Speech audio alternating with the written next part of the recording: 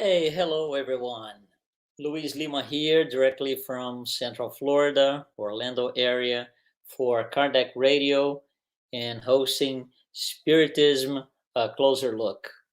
By the way, welcome to 2022, right? Last year was very, very challenging. Actually, this past couple of years, because of all the pandemic thing and the situation, it has been certainly a challenge for most of us, if not all of us, and hopefully 2022 is going to be a little better, it's going to be different, but for now all we have to do is our part. So welcome to 2022, now that we have passed Christmas celebrations and we have passed the promises for ourselves of New Year's resolution. Let's get started. By the way, let me bring this up a little bit. This thing about the New Year's resolution, right? We do this all we do this every year. It's a very common thing in our society to establish this quotes, right? New Year's resolution. And for a lot of us, what happens is if we look back into our lives past, say, 20 years, maybe 15 years, a lot of the New Year's resolutions are just repeats from New Year's resolutions that we made in the past, and it just never happened because we didn't get to it. We weren't really ready to face it. We were not ready to leave what we have to leave behind. We just wouldn't be able to do it for some reason. Of course, things happen, situations come by, but in general, this New Year's resolution is something that we keep dragging and dragging for most of us. Not everyone, of course, but for most of us, for the average, I would say, human being in this planet, that happens. And then it got me thinking a little bit. Why is that so hard? Why is that so difficult, or to say at least challenging, to establish our own? Because we do this ourselves. It's not a divine decree that comes down and say your New Year's resolution is this and this and this, and we don't like it, and we have to deal with that. It's not this. It's something that we establish ourselves for supposedly our own benefit and in our own favor, but it becomes this struggle, leaving things behind, changing habits, changing things, doing something different, moving in a different direction, whatever it is, your or our New Year's resolution. So it looks like uh, there's always something holding us back, and older things and past things keep showing up, and they repeat every along the way through the new year, supposedly, right? So at the end of the year we're back to square zero, and some of these things are really, they really hit on us because we try to get rid of them. We try to I would say at least work around this, some of these things, and we can't. We just can't. It's just very difficult to get it done. They look like somebody put like the Everest mountain, the Himalayas, right in front of us. But the thing is, this Everest is put in front of us, on our path, by ourselves. Nobody does that for us. Every one of us, we have several Everests that we have put into our own path, and Everests are personal and not transferable. We cannot resolve anybody else's Everest. We cannot have anybody else resolve our Everest, so we can, you know, keep going on our path. It is just not that way. It's a personal thing, and it's a personal thing created by ourselves. So supposedly, what a New Year's resolution is, removing some of these Everests. But like I said, they are Everests, very hard to move, and usually we don't get it done. So I was thinking this past week or so about this New Year's resolution thing again, right? And then something came to my mind. It's the story of a man that was, for me, it's really, there's a really deep learning in knowing him, knowing his history, knowing what he did, what he didn't do, and why he did certain things and why he didn't. Um, he set an example for all of us. It's not Jesus. We had throughout humanity, throughout the course of thousands of years, we had several people who incarnated in on flesh here, and they were able to bring nice things, teach us a lot of different things. Jesus, of course, was the top one per se, but several other people had that in their mission. They came as a mission. So this guy in 1962, okay, here in the U.S. in 1962, we were going through an aggravated crisis on blacks and whites, racial segregation, all that kind of thing. But it wasn't just here. It was really a more global thing that it became very intense here in the US, but it wasn't the only place. So this guy in 1962, he was not here in the US, he was somewhere else.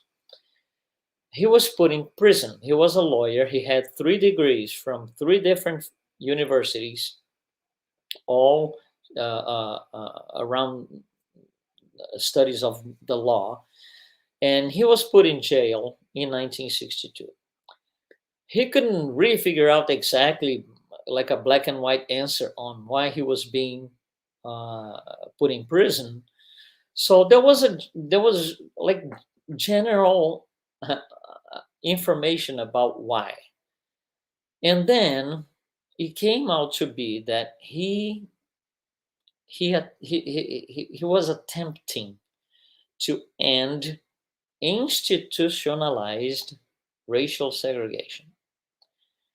We need to stop a little bit here. We need to look in before we go ahead. So, of course, we're talking about racial segregation. But before we go ahead, we need to look into the word institutionalized. Racial segregation happens everywhere. Everywhere. It's present everywhere in the world in greater intensity, not so great in other places, but it is a thing that we have to learn how to how to pass one day. How do we leave this behind anyway? Regardless, it does happen. So you're going to find people here and there, individuals that have this idea of racial segregation. They want this to be in place. But institutionalized racial segregation means the group or the country or the region that you belong to believes, as a general, the group believes that racial segregation should be the thing.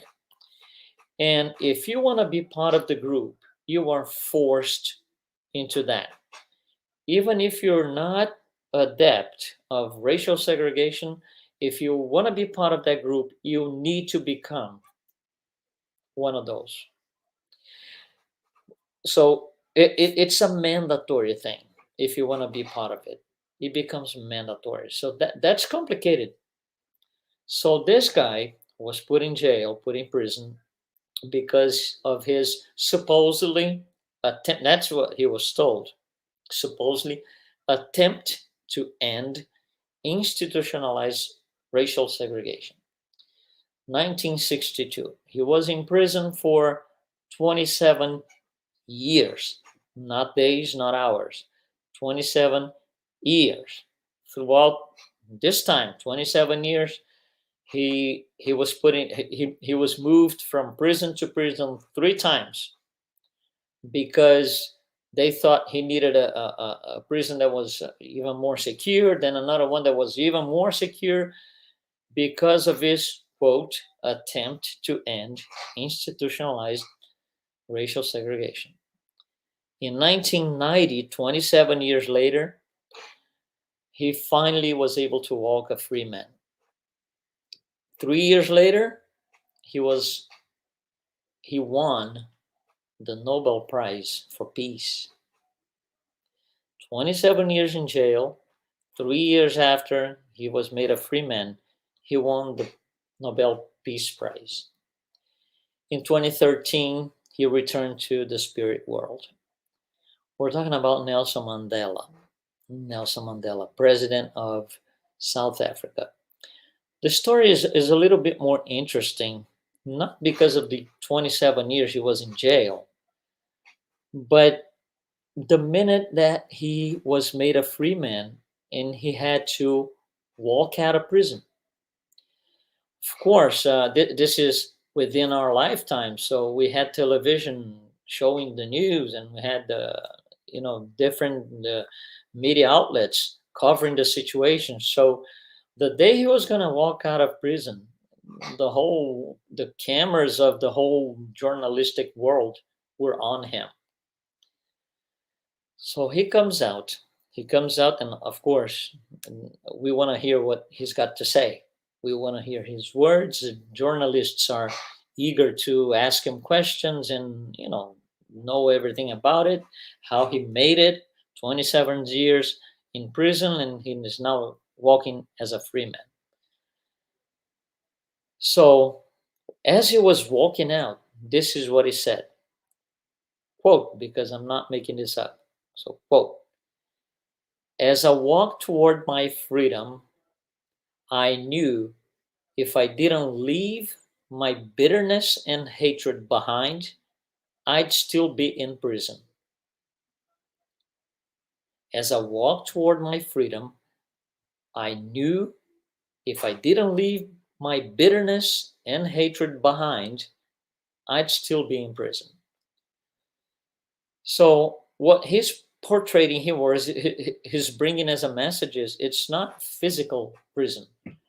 But if you're gonna walk out a free man and you're gonna be thinking about every single minute of every single day of those 27 years, you're still in prison, you're still living there. You're reliving them every minute of those 27 years, one after another. So you are still there. You're still inside the prison. You're not a free man anymore. This is what it's trying to tell us. Very interesting. Of course, it's not easy for the average person to be able to do this. It's got to be a more elevated spirit, like he was, doing greater things for not only South Africa but for the world. Now, there's one little bit element that I want to bring into the history here. In 1990, when he was made a free man, that was done by decree. The decree came from the president of South Africa, who was a white man. He was a white man, Frederick de Klerk. So Frederick de Klerk raises to power in 1989. He looks at Mandela and says, "This is absurd. The guy's been in prison for 27 years for doing nothing other than, made all men, trying to make all men equal in a way." So the clerk makes Mandela a free man. And the clerk is in power until 1994, when we had the very first democratic elections in South Africa, where people would vote. So nobody's going to be appointed here and there. Nobody's chosen. It's chosen by the people. And guess who won? Nelson Mandela. So Nelson Mandela became the first democratically elected president of South Africa, also the first Black president of South Africa. Interesting thing is, Mandela calls the clerk, prior president, to be his vice president. In South Africa words, they don't use the term vice president as we do here. They use deputy president, but it's about the same thing. So he invites the clerk to be the vice president so they can go through this thing together, because they started this thing together a year before. Very interesting, right? So they go together running the country from that point on. And there's another element in this whole story here. The Nobel Peace Prize, Nobel Prizes in general, they are not necessarily tied to one person. it could be more than one. The prize can be shared depending on, the analysis and the judgments, the voting, and so when Nelson Mandela won the Nobel Peace Prize, he didn't win alone. He had to share the prize. And the person sharing the prize with him was ex-President Frederick de Klerk. Because yes, he was a huge and a big part of this whole process. You see, they were together in this thing when de Klerk freed Mandela, but they kept going together, hand in hand. They had a mission, both of them. So President de Klerk, with Nelson Mandela, they had to share the Peace Prize. That for me is such a beautiful thing, such a a grand uh, uh, divine plan, if you will. And then from then on, Nelson Mandela goes to be the president, and things go on. Okay, what do we take from this? Especially from that phrase that Mandela said when he left prison. He wanted to leave prison for good, not like a lot of us do, no, I don't talk to this person because 15 years ago this thing happened, and I don't want to see that person because 25 years ago this thing happened. We're living in prison. We are we are attaching shackles to our spiritual feet, and they won't let us go anywhere because it's too heavy. Imagine a prisoner, a real prisoner in real prison, and they put a shackle on his feet. One shackle, he can probably walk. It's going to be hard, it's going to hurt, but he can probably move around a little bit. If you put two of these, he's not going to be able to, most likely, not going to be able to move. More than two, forget about it. He won't move at all. It's the same thing if we put these shackles on our spiritual feet by living things, reliving things that happened years and years and decades ago, and we keep bringing them back, and we keep remembering that person who did this, and I keep remembering because envy because somebody did this, and resentment, and all of these things, hatred because this thing happened 30 years ago. We're not allowing us to go anywhere. We are still in prison. We are still living 30 years ago. Every time I remember, oh, I had a fight with this person 30 years ago, I don't want to see his face, her face. I'm still there. I'm still, for the brain, it's the same thing. The brain will not recognize memory from fact. It's the same thing. It's generating the same chemistry in the body. So if we keep feeding these things, if we keep going back to the past, pulling these things and reliving them, we are going to be in prison forever and ever. And that's what Mandela is trying to teach us here.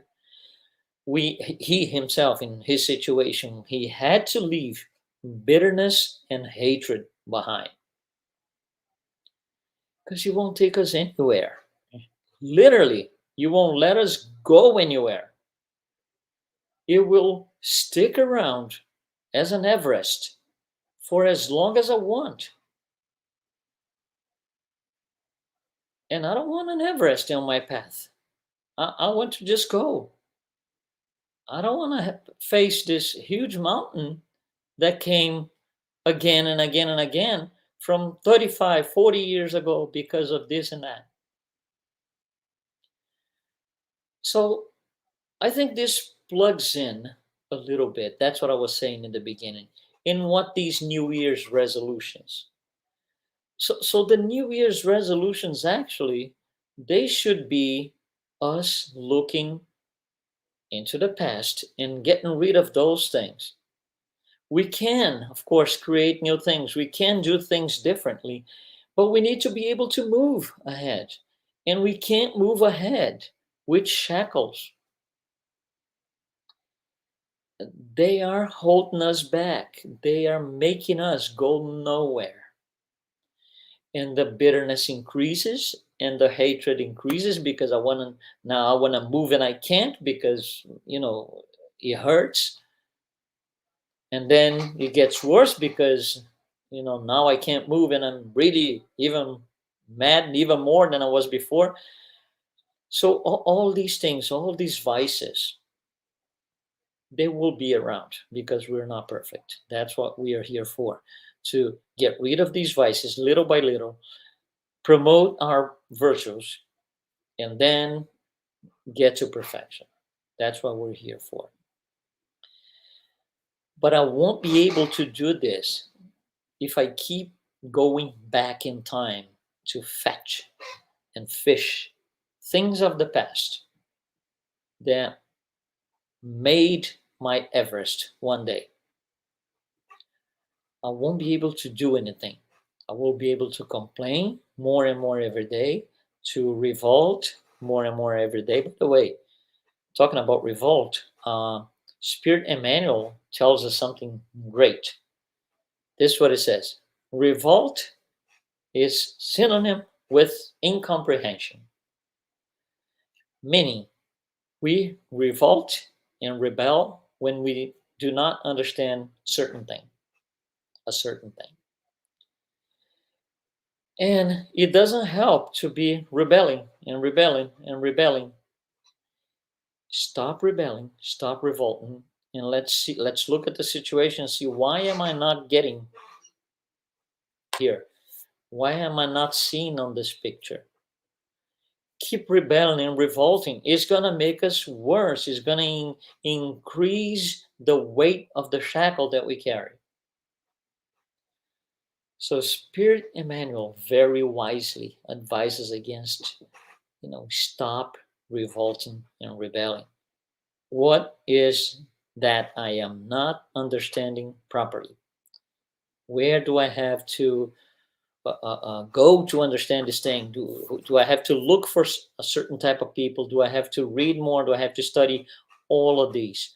But revolting and rebelling will not help. It just increases the weight on the shackles. So all of these things, they only promote they promote delays on our moral progress. We want to go ahead, we want to follow our path, but we can't. It's like you put a string and you attach the string to you, to a pole, and you start walking, you start walking away from the pole. When the string is at its maximum length, that's it. You can't go anymore unless you go back to the pole and detach the string. Then you can continue your stuff. And that's what I think it means, at least for me, the idea of a New Year's resolution. It's where are my poles in the past that I attached strings? What are my shackles? What are my Everests? And how do I resolve those? Oh, because 30 years ago. Okay, and that was 30 years ago. All right, let's see what happened 30 years ago. Do we need to approach that person again? Do I need to just go there and say I'm sorry, or let's just do it, because that's resolution in action, at least an attempt. If we just complain and keep doing these resolutions one after the other, they're just piling up. They're not bringing any benefit. They're not doing anything on our own favor. I had a teacher who once said something very interesting. And I was a young boy, maybe, I don't know, maybe 12, 13 or so. I was a young teen. And it didn't make too much sense to me, but it just stuck into my head. And years later, many years later, I came to understand. He said something along these lines: you never change a job because of a boss. You never move out of your house because of your neighbor. You never go move to another school because of a teacher. And I go like, there's some sort of, in my young age, there's some sort of mystery here. There's a message, I understand, but there's some sort of mystery here. With time, I came to understand a lot better what he was trying to say. So don't change jobs because of a boss. Why? Because you might leave your job, go somewhere else, and your boss loves you so much that he's gonna follow you and go to the same company because the benefits are greater than the ones he was providing to you. And he's gonna be your boss there or your colleague. So that doesn't fix what I don't like about my job. It's not the person called the boss. Same for my neighbor. Oh, I don't like my neighbor because this and that and that. And so I'm going to move to another house. Then you move to another house. Who knows, your new neighbor is not going to be even worse. Or your two neighbors, one of each side of your new house, they're not going to be even worse than the one you had before. So you're going to change your entire life, go through financial, applications and so move the house and because you don't like your neighbor. So there's something your neighbor is telling us, our neighbor is telling us. We have to get better on certain things. There's this thing that the boss is telling you, you need to get better at this, you need to overcome this particular difficulty. Same with the neighbor. And again, don't change schools because of a teacher, because you go to the other school, the teacher can be, in our opinion, worse than the one you had before. Or you don't get along with them, or you just don't like his style, whatever it is. Whatever it is. So, sorry, guys. So I wanted to bring this because this is my own reflection at this beginning of the year. All these things about Mandela and how he was able to do 27 years. We couldn't barely go 27 hours on a prison, being there by something we didn't do. And this man showed how elevated a spirit can be. So I use his example a lot. I really think what he said makes a lot of sense, and it comes from a highly elevated spirit, and I wanted to bring this to you. And the same here with this final idea of don't leave your job because of your boss. Don't leave your house because of a neighbor. And ultimately, don't leave your school because of your teacher. Guys, thank you very much for being with us tonight, for following us. And I'll see you next Wednesday right here at Kardec Radio, Spiritism, a closer look. We'll bring another topic to discuss. We're going to have some interviews this year. We're going to do some nice talks. So keep following us, and I'll see you next time. Thank you very much.